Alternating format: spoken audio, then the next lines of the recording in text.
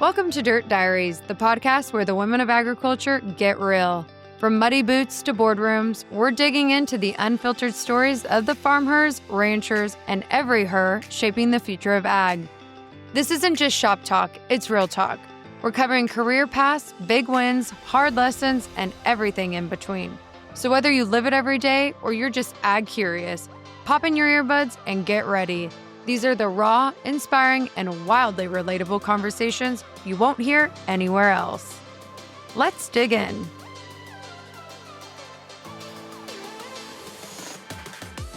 Hey everyone, welcome back to Dirt Diaries. Today I'm talking with someone who has been a champion for agriculture and the people in it for nearly 2 decades, my friend Krista Soda. Krista is a senior consultant at Nationwide Agribusiness, where she bridges the gap between financial services and the farming community. From organizing Nationwide's presence at events like Women in Agribusiness Summit, to mentoring interns and empowering the next generation of ag leaders, Krista is passionate about creating opportunities that matter. In this conversation, we dig into her journey from earning an English degree to finding her purpose in agribusiness. We also get personal, talking about her love of Las Vegas, country music, and the pride she has in her fiercely independent daughter. Krista's got that perfect mix of professional insight and down-to-earth charm, and I think you're going to walk away from this episode inspired, encouraged, and maybe even ready to book a Vegas trip of your own. So let's do it. Let's get dirty with Krista. Well, here we are, another week, another episode of Dirt Diaries, and no one other than Krista is joining me. So thank you so much, Krista, because I feel we get to get out on the road together and have some fun, also get some work done. But this week we're in Nashville, and so you're able to join me here in the studio. So thank you so much. Absolutely. It's wonderful to be here, and same. Always love working with all of you, and whenever it's in Nashville, that's even a better treat for me. Yeah, because again, Nashville's fun and we have a good time here. So for our viewers at home that are either they're listening in their vehicles or at home, or if they're watching on YouTube, tell everyone a little bit about yourself and Nationwide and everything you do. Oh, sure. So I graduated from the University of Iowa, go Hawks, and ended up in insurance after that. I have an English degree. I'm not sure really how that happened. Nobody really chooses insurance typically, but that's where I ended up. And in 2006, I joined Nationwide Agribusiness. No ag background per se. Did grow up in a small town in Iowa. And as I look back, I have a little ag background, but I have been working there ever since, almost 20 years. And I have a lot of different hats that I wear, but manage a lot of our partnerships, such as with FarmHer and Rancher. And then always I do our intern program and some stuff with our college students in the different groups there. So I like to write. I like to communicate. I like to be around everyone who's shining a light on everything that's awesome in ag. So yeah, it's a great job. I want you to go into that a little bit more too, just about, obviously you have several different partnerships, especially with RFD, but you guys have really been instrumental in the success of FarmHer and Rancher. So we really appreciate that. But Nationwide really participates in it, and you really believe in the brand, and go into why you guys do and why you guys like having this partnership. Absolutely. Well, first of all, women in ag, it's the growing population, and even there's a lot of women who still do I just do this on the farm. No, you don't just do that. You are a huge part of the farm. You're probably the operations director for the farm. You're the safety director. You're everything about it. So for Nationwide, we were founded by farmers almost 100 years ago next year. Yeah. Wow. And I know it's crazy. So that's a message that we like to make sure everyone understands as well. Our roots are literally in agriculture. We were founded by the Ohio Farm Bureau. And it's very important to us that we continue to highlight the women who are sometimes behind the scenes, sometimes in front of the scenes. And when we kind of stumbled across FarmHer years ago, when it was first founded by Margie and in our backyard, literally, because our agribusiness headquarters are in Des Moines, Iowa, it was immediately like magic together. She was our first speaker for our Women in Ag group, and then everything just grew from there. So it's been a great way for us. You are a wonderful partner for us. with the social media prowess that you are, especially, and just, getting a lot of our messages out, whether it's on advocacy or whether it's just something that we want to get out there and talk about. So it's a two-way street for sure. Yeah, definitely. And I mentioned, obviously, when we kicked off the show, we've gotten to go down the road together on some events. And last summer we got to go to Iowa State Fair, which was so fun. Yeah. I think Holly and I made ourselves sick because we just ate so much of everything fried, and they fry anything and everything in Iowa, especially at the state fair. It's like one of the best state fairs in the country. And we just, anyways, had a great time. So that was so fun. But we got to do the grain bin safety, which was so educational, but very interesting to participate in. I mean, the second time, I know I was like, my legs, it was just an interesting thing to learn about. I mean, we all talk about it, we know about it, but you guys have several initiatives like that. But I mean, just traveling around the country and being around the people that you get to be around, what's that like, and what has that meant to you over the years? I think from my standpoint, I continue to learn. Mm-hmm. Again, did not grow up on a farm, grew up in a small town in Iowa, in Southeast Iowa. My dad grew up on a farm. So he is always thrilled that I'm working in agriculture. He's my biggest fan. But it's really, I love, so our South Dakota event with the grain bin safety, that was a student. She was, I think, a junior in high school, and is going through and like wants to get this word out there. And I love that. It just gives me a lot of faith in the future of ag. Mm-hmm. And I do get to work with the students a lot throughout the U.S. And I just always leave saying, we're in good hands. There's a lot of talk about millennials and, all of this, and, they don't care. They do. And what I love is that, there's 5 generations in the workplace right now. It's weird. That's an interesting point of view, and obviously accurate, but I didn't even think of that. Yeah. So, you've got everything from I think it's the boomers down to the millennial, and it's learning that every single group in those 5 groups has something to offer. Mm-hmm. And I think you see it more in ag than anywhere else, that they work together. And I love that. And, even just our show yesterday that we were recording, listening to Zoe talk about her dad and just the differences there. And that's what we get to see every day. And it's amazing. Yeah. And speaking of Zoe, I mean, we have been able to have her on Dirt Diaries, and she got to share a little bit more of her story there as well.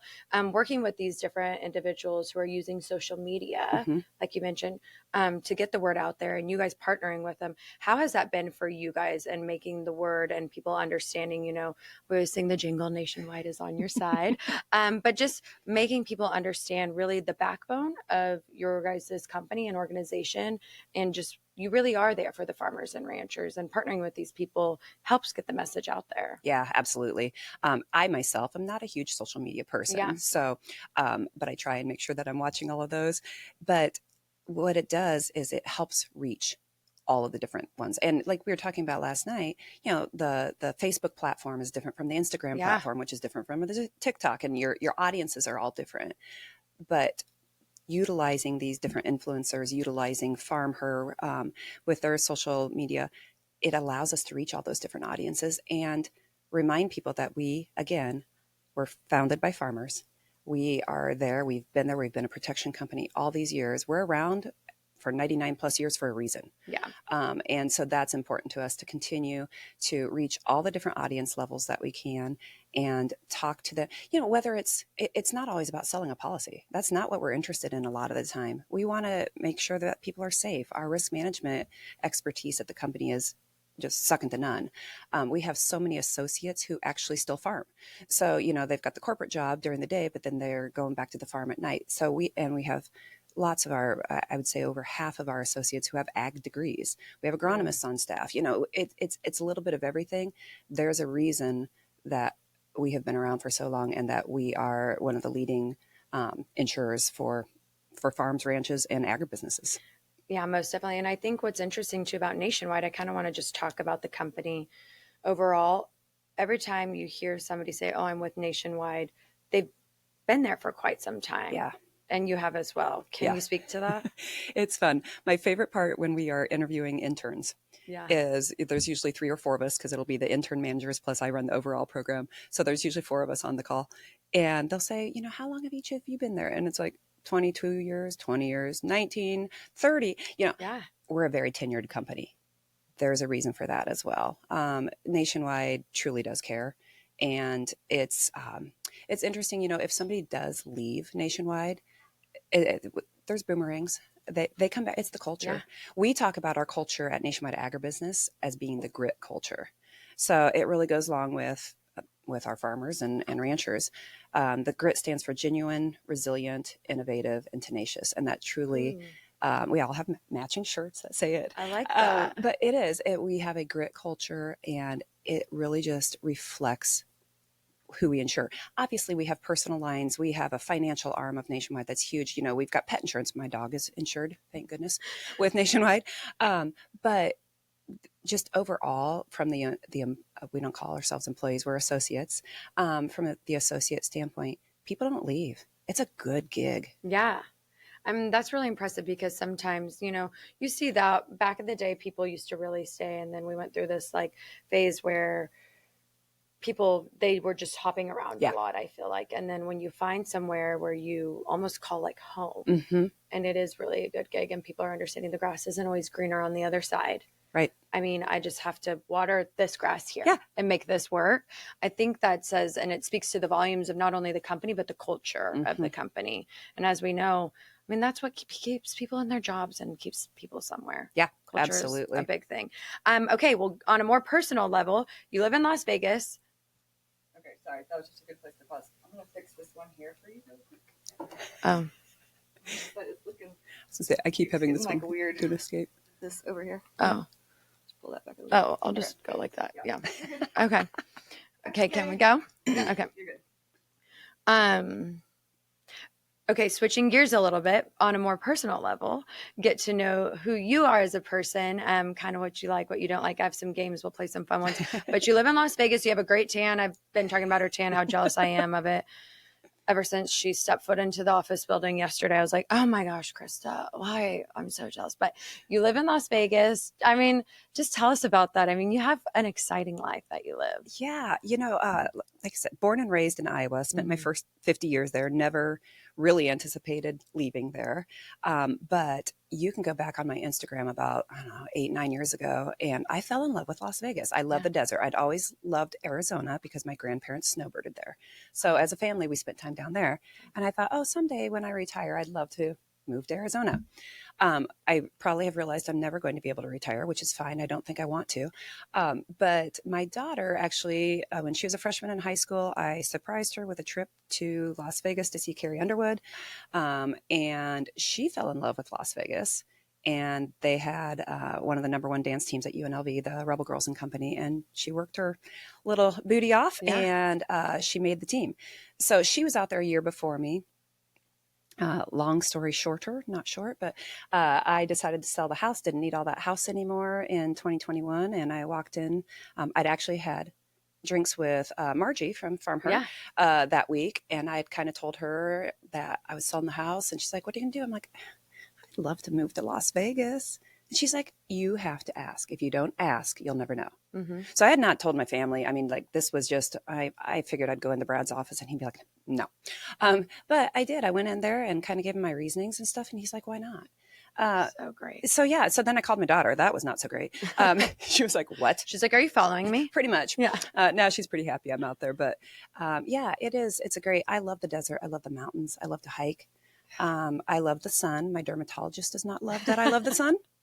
But I am a Midwest girl who loves the sun.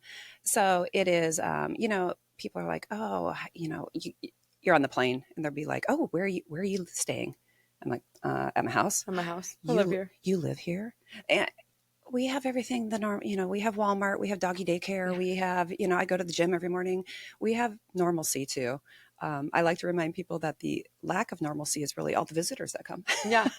I'm like, and people, there's so much to Las Vegas outside of just the strip, obviously. But you guys have great food on and off the strip. Yes. I know. You guys have really, really good food.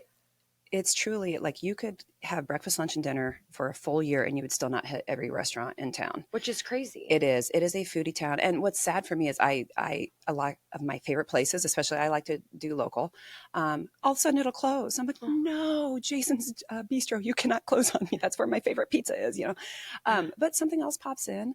So it really is a foodie town. I like to, when I I have a stream of traffic coming through, visitors. And we usually do go down to the Strip at least one time. But otherwise, they're like, oh, show me this place. There is a place. It's literally 10 minutes from me. It's in a town of about 100. It's Blue Diamond. And there are wild burros. And Wow. Cottonwood Station is the actual little restaurant. And anytime somebody's with me, we always go there. For like the first 9 visits, I didn't see those darn burros.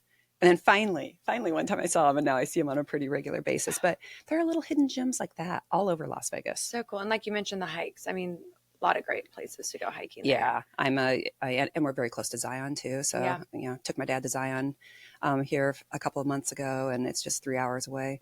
I literally walk across the street and I'm in the desert and I can hike. So it is really a dream come true for me. And you get to travel a lot for work, obviously for fun as well. But we're here in Nashville. You love Nashville. I love You know a lot of spots in Nashville too. Yeah. You love country music. Yes. I mean, kind of talk about your country music past too. Like, I just feel like you've been to so many concerts, so many shows. You know so much about that scene. So I hated country music growing up. Oh, really? Isn't that funny? So my brother worked for the radio station in town in Mount Pleasant, Iowa, and it was an old country, twangy, tinny in my opinion. But I think it's Garth Brooks. One of my friends that I worked with when I was in college said, you've got to listen to this song. And it was If Tomorrow Never Comes. Oh. And, I started crying and I'm like, oh, that's just so good. And the rest of, I think Pirates of the Mississippi was my very first CD I bought. And I got into the concerts, and that became my daughter and my thing. Like, that was the one thing we did together. We traveled all over. We came to Nashville how many times for different concerts. We didn't care. Country festivals. That was the hardest thing for she and I think during COVID, is we couldn't go to concerts. I mean, that shut down. And, Iowa was a little more, we opened a little quicker than other places sometimes and stuff.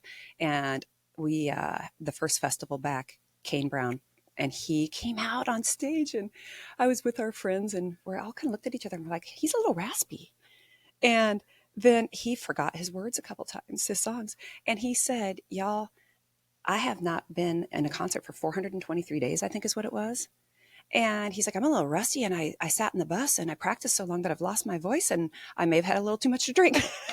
But I love the honesty. He was so vulnerable. Yeah. And made me fall more in love with him. So yeah, country music has it's always had that. That I actually did a term paper on Reba McEntire and country music when I was in school, and just everything about it. And I learned more about it, and it just tells such a good story. It's kind of like FarmHer. Tells such a good story. And I think storytelling is the best thing out there. Yep. When you can get those truths, when you get that vulnerability, when you can see it in action, that's really what, I don't know, that's what trips my trigger, gets me going. Yeah. Do you have a favorite concert that you've ever been to? Oh. I mean, you've been to so many. I feel like that's probably a hard question. It is. I have a favorite for different reasons. Like, we did a Lady A here in Nashville where we got to do sometimes I might buy those extra tickets. We did where they just had an acoustic for us in advance. That was pretty cool. Carrie Underwood is I went and saw her at She's a great entertainer. I haven't seen her, but everyone says that. I saw her residency in Las Vegas how many times? Cody Johnson. Oh, he's so good. So I saw him during NFR last year. And and Blake Shelton's always been one of my favorites because he's just so funny. Yeah. So that's for me. I like when they entertain me. Yeah. It doesn't have to be all fireworks and stuff like that, but talk to me, tell me the stories, be real with me. I think I've shared, I worked at the Caesars Coliseum just for kind of some fun. And I got to see Adele 17 times. And no, she's not country, but she's music. And I was a musician. Oh my gosh. And her voice is insane. I really wasn't a fan. Really? I became such a fan. I was like, you weren't a fan? What? Yeah, no, I became such a fan. Yeah. And every night, her dialogue was different. It wasn't canned. It wasn't, I'm going to tell the same joke each time. She just kind of spoke from the heart. Yeah. And I was a violinist growing up. And so she's got this big violin section during part of the concert and everything. I was really sad that my daughter never got to go to that concert, but couldn't afford that ticket. Did Adele, and concert tickets have gotten so crazy. Did Adele play at the Sphere or no? No. I did get to see Kenny Chesney there. Oh yeah. That's and I'm hoping to see Zach Brown. I went and saw the Backstreet Boys. I told you that with my mom and sisters, and that was an incredible experience. Aside from obviously Backstreet's Back, all right. Like I loved all the music, all the dancing. I knew every song. It was so fun, but the experience there, The technology. that's what I'm like. If whatever's happening there, even I'm sure the tour is even great. I don't know. My brother did But it. I'm He like, said it was. people that, wow, what they did was just really, really cool. I'm very impressed by it. Okay, we're going to have some fun. We're going to play some games. So first, wait, let me go back over here. We're going to do break the ice, which we already have broken the ice, right? So now we're just putting it in our drinks. But what is your weirdest habit? Ooh, I've probably got a lot of weird habits. I did have to, I listened to Kate, Apple Kate the other night, and she had the sock one at night. I did that exact same thing. Like I always went to bed with socks on and would magically kick them off at night. And my daughter, like once I a think week, going to bed with socks is I think it's a Midwest thing. Is it? Because I'm Maybe. like, I don't do that, but I'm like, I don't know. I don't do it anymore. I was going to say, okay, good. Because I'm like, that Apple Kate, love you. Serial killer vibes right there with those socks on. Yeah, my daughter would actually go and I'd have her do a sock dive once a week and grab all the socks at the bottom of the bed. They're all at the bottom of the bed. Sorry. Yeah. So that might be my, I'm going to copy Kate on that one. That might be my weird habit. Do you think it's cold out or you did it in the summer too when it was? I did it in the summer. Well, and okay, here's another one. I live in Las Vegas where, it's probably 108 there right now. Very dry heat, very different than walking here in the humidity. Agreed. But I drive with my steering wheel heat thing on and my heater on, but my air conditioning on. So I like to have my seat warm and honestly, that probably has a little to do with my arthritis. Like it feels good to have the steering wheel warm and to have my backside warm, but I do have the air conditioning on. In the 108 degree heat. Yeah. I'm like in Las Vegas right now. Wow. Yep. Bless you. Guilty pleasure. Ooh. I'm not sure it's a guilty pleasure. It's one I take a lot of pride in is my wine drinking. I love wine. There with you, girl. Yeah. I love wine. I love visiting wineries. I like visiting wineries in like Lodi. Where it's very different than like Napa or Willamette. Yes. Lodi's great. And where I grew up, we're not far from Lodi. We're like an hour and a half maybe. Okay. But Lodi is great. There's like just hidden gems. Yes. Yeah. And they have not, they don't, they're not at the Napa or Willamette where, you have to pay $45 to have a tasting. There was one that I had researched, not surprising. And she is, it's a female winemaker there, Acquiesce. And she pulled out her red grapes, which Lodi country is in. She pulled out her reds and planted whites. Wow. And that's the longest club I've ever belonged to. I love her whites. They're all a very odd mix of things. And her pairings too. Her chef was just amazing. But she wins all kinds of awards. And I love it. I'm like, here's this female winemaker who is making it. And she was bold. And she tore those grapes out. We need to feature her on. Yeah. Yeah, she's awesome. My friend Lauren Taylor, call her Lotte. She lives in Lodi, born and raised, and her dad had an Italian restaurant there for years and years and years and years.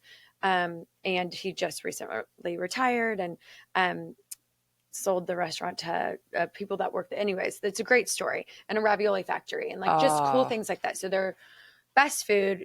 I'm like, I bet she knows about this spot because she's always like, everyone stop going, just come to Lodi and wine taste. There's some great places. Yeah, absolutely. Yeah. I can't wait to go back. I like that you become a member at a lot of these places. I do.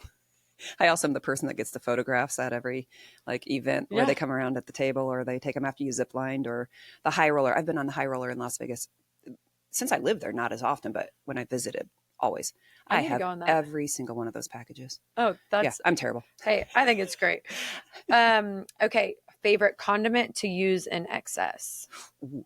So funny story. I'm not really a condiment person. Okay. I don't use stuff very often, but yum sauce. What is that? I don't know. It's some spicy kind of mayo type thing that you get when you're at a hibachi grill. Oh. And so that is the one thing I like to make a lot of quinoa with chicken and veggies and stuff. And I'll put some yum sauce on it. So if you're eating a chicken sandwich or a hamburger, it's dry. Occasionally I'll put some mustard. I will say this. I got in trouble in Chicago a couple of weeks ago.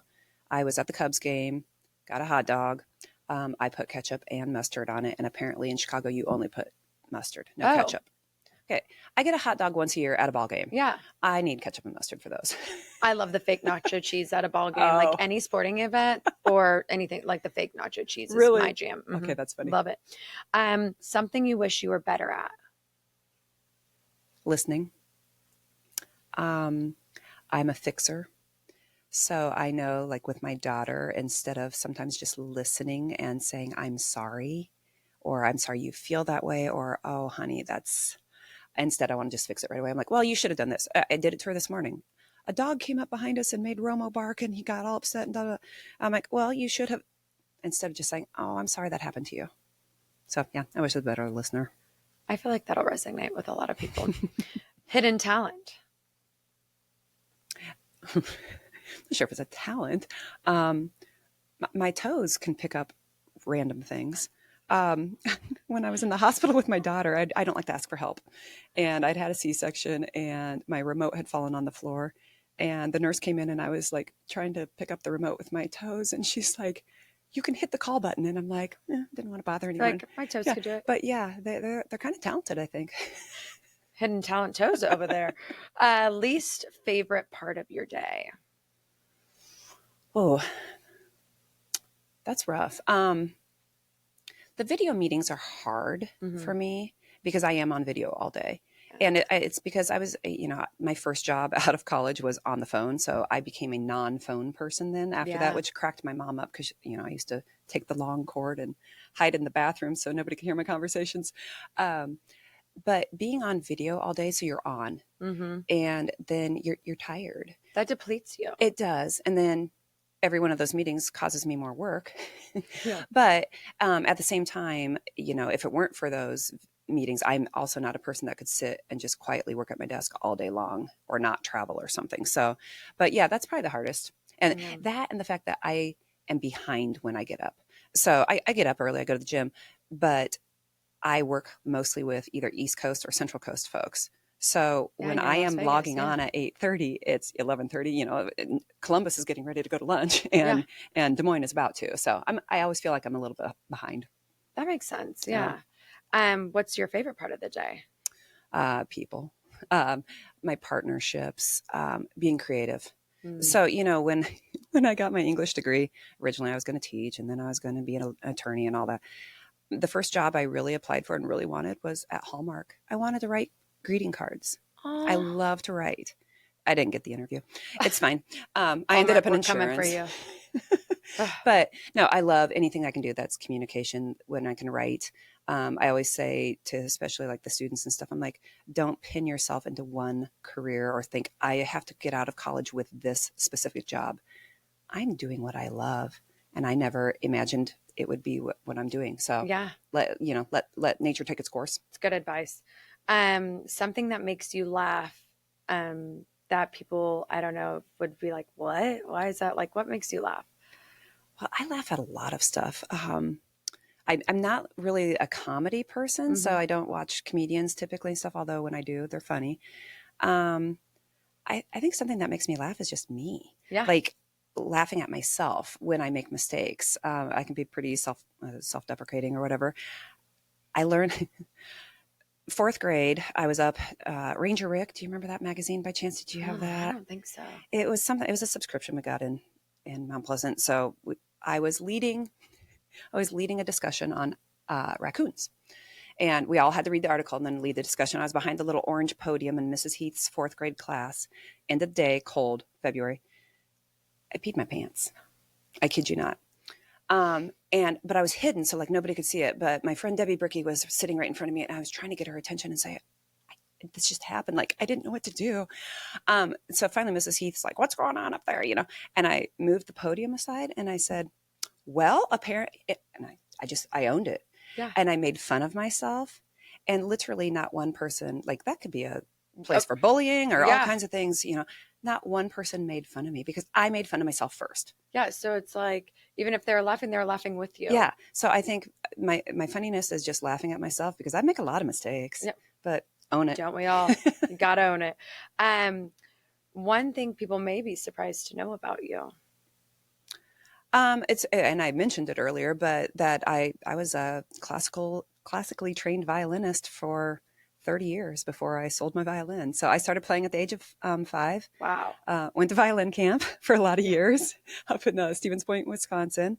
Actually, I went to my freshman year. I was on a full ride scholarship to University of Northern Iowa. I was the concertmaster of the symphony. And then I left and didn't pursue it any longer. Still played in a few weddings. And then that's one of those things that if you're not continuing to do it, you lose it. I was going to say, can you still play or no? no? Well, and now I have fingernails, so you definitely can't. I could never have fingernails. I always had to have them cut. Nope, we don't have time for that anymore. No. Got to get those nails done. If you could participate on one reality TV series. Okay, so I don't watch reality TV. Oh. However, I know about it. I would actually like to do Dance Moms, and here's why. Because I was a dance mom since she was 3, and that show does not depict dance moms correctly. Like, that's not real. That does not really happen. I mean, it might happen to a degree, but I would watch it over my daughter's shoulder sometimes, and I'd be like, really? And then we would, the girls would be in their warm-ups and stuff, and we'd be out at a restaurant, and somebody would come up and be like, is it really like that? I'm like, no, we're all like, some of those dance moms are still the best friends in my life. And we never had those horrible knockdown, drag out fights. And the girls were never, of course, girls are going to be girls, but it was never really like that. And actually my daughter, on the UNLV dance team, there were 2 that were, they weren't on Dance Moms per se, but they were like on the other team that would compete against them sometimes. So they were sometimes on. They were great kids. So yeah. Is that reality TV? If you had a sandwich named after you, what would it be called? Oh, so sandwich. Well, it's got to have something to do with soda, probably, since that's my last name. I don't know, the soda crunch. I like putting potato chips on a sandwich. So if I have I also don't like cold sandwiches. I have to heat up my turkey and cheese. Okay. In the microwave at least. But then I love to put some type of a crunchy potato chip on it. So maybe a crunchy soda. A crunchy soda. You heard it here first. A crunchy soda would be the sandwich. If you could only watch one movie or read one book for the rest of your life, what would it be? So I love books, but they have to be quick and fleeting for me. I don't like to think about them too much. Movie, Grease. That is my all-time favorite. I used to pretend that I was Sandy. Olivia Newton-John. I used to send her birthday cards. I don't know how we really sent them. I think we sent them to the studio back then because we didn't have Google or anything. Yeah. I know her birthday was in September. I remember sending her a birthday card. That was so nice of you. Yeah. Olivia Newton-John was my hero. Yeah. Now, right now, it would be the Formula One movie. Oh, yeah. I can't get enough of it. I want to go watch that now. And the soundtrack is so good too. But yeah, I'd have to say Grease. Okay. Really distinct moment of pride for you. Oof. I'd have to say my daughter's choice to go to UNLV for school. It was 2020. She was a 2020 senior grad. Hard. We did get to have our graduation ceremony I think it was in July even, out on the football field, 6 feet apart. Hot, so hot.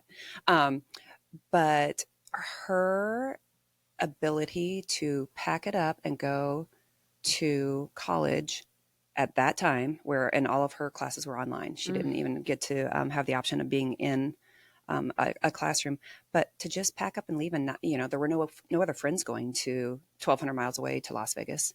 And, so many people in her class and so many people, in our classes in general go to the kind of the same things, or they room together and stuff. She went out there sight unknown.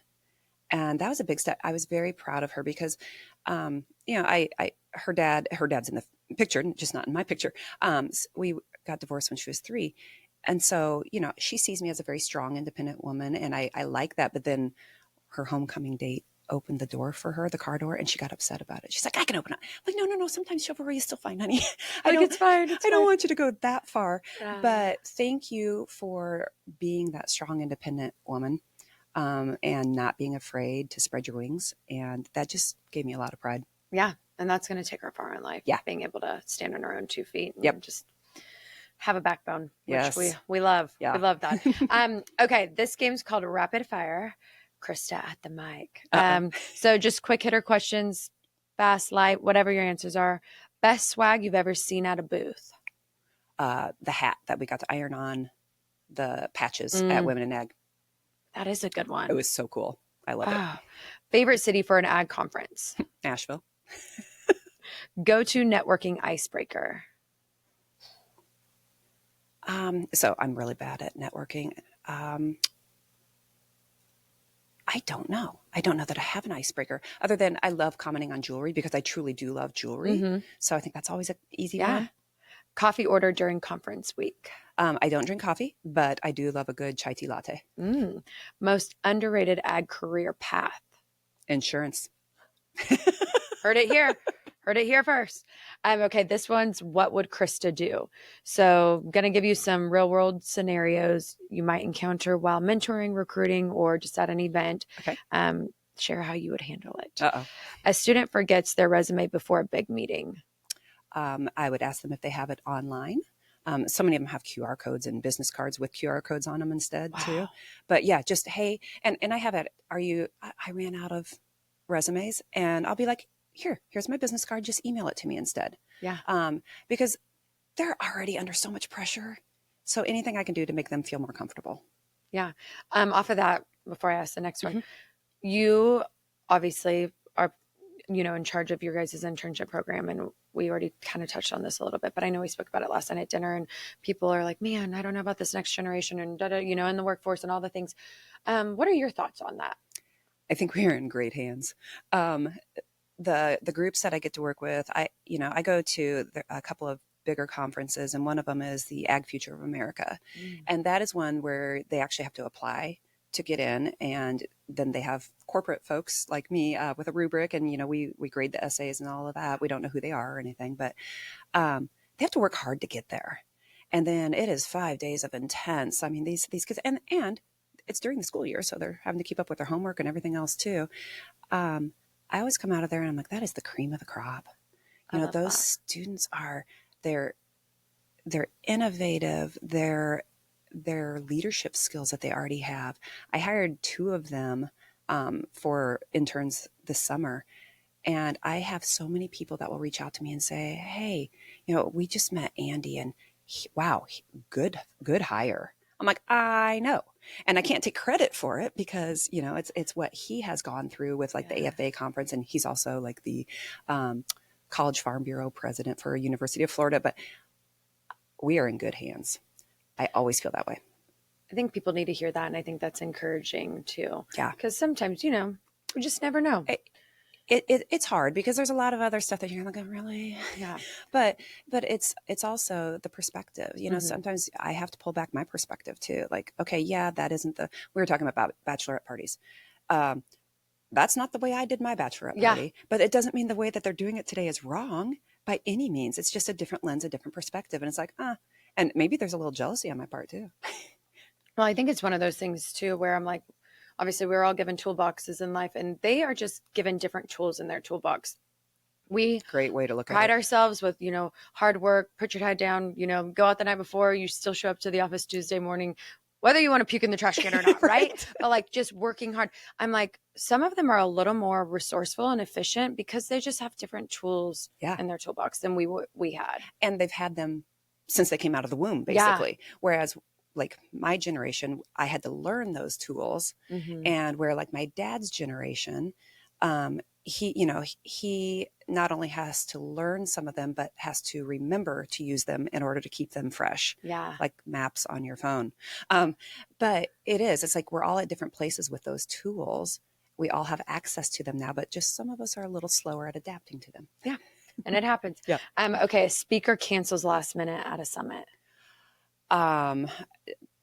Couple of different options there. Do we have somebody that we can put up on stage, or is it something that I can get up there on stage? If it's not somebody else's material, I can get up there and entertain. It's got to be my own material though.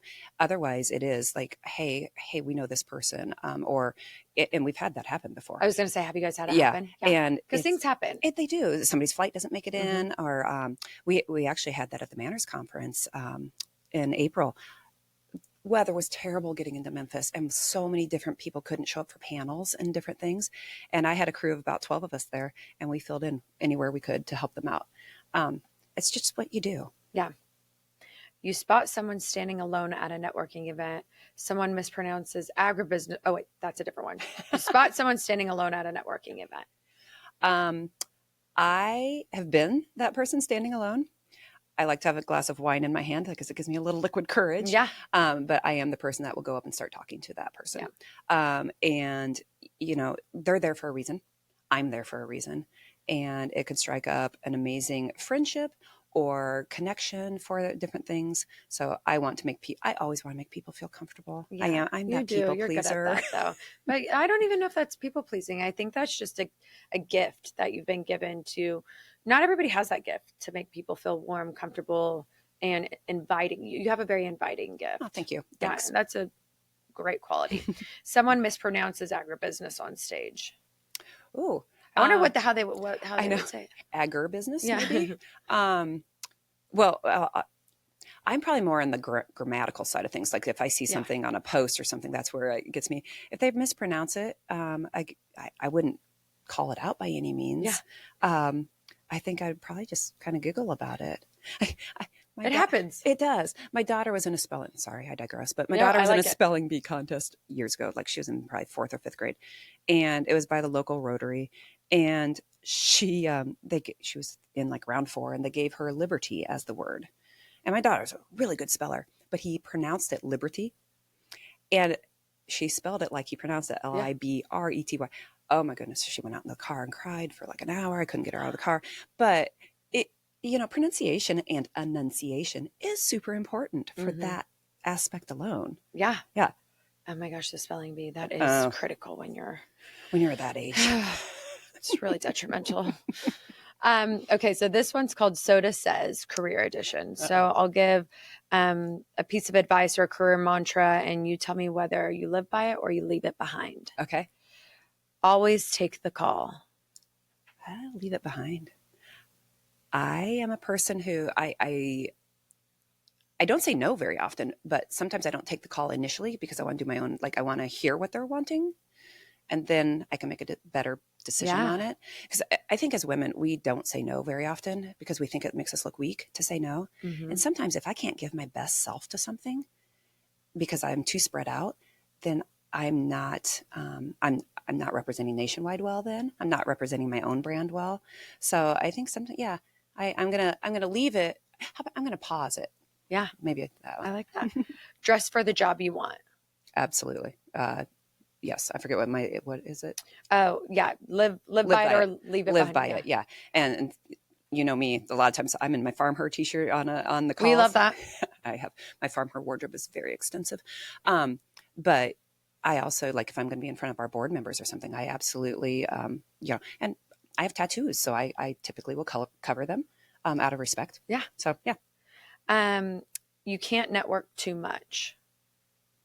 I live by that. Okay. Yeah. Doesn't mean it doesn't exhaust me. Mm-hmm. Yeah. Doesn't mean I don't need to go back to my hotel room sometimes and just let it, but those connections are invaluable. And then I get to help connect other people. Yeah. And I love that. Work smarter, not harder. Yes. Live by it.